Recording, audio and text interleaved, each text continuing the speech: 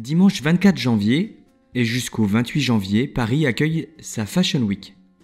Événement majeur de la haute couture mondiale, elle est aussi le rendez-vous des mondanités et quelques stars du cinéma ou de la chanson.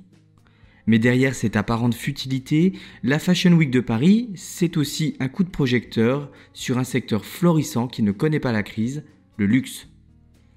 Il est passé de 191 milliards d'euros de chiffre d'affaires en 2011 à 217 milliards en 2013 au niveau mondial. Il était de 129 milliards en 2003. Et c'est bien la France qui profite le plus de cette explosion du secteur. Chanel, Dior, L'Oréal, Hermès, Louboutin et les autres captent près du tiers de ce gâteau, loin devant les Américains et les Italiens.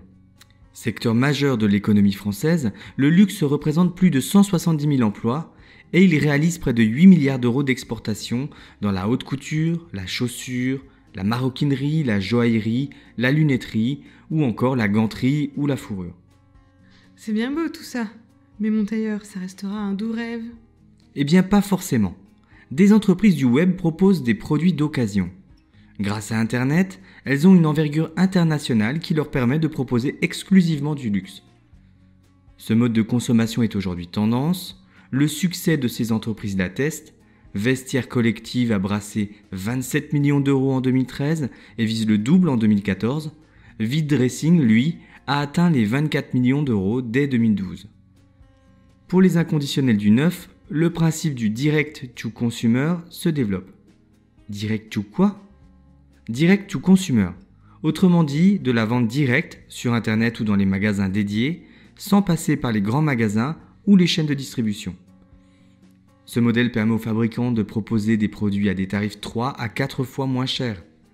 Mais l'insolente santé du luxe cache des difficultés, notamment dans le secteur du prêt-à-porter.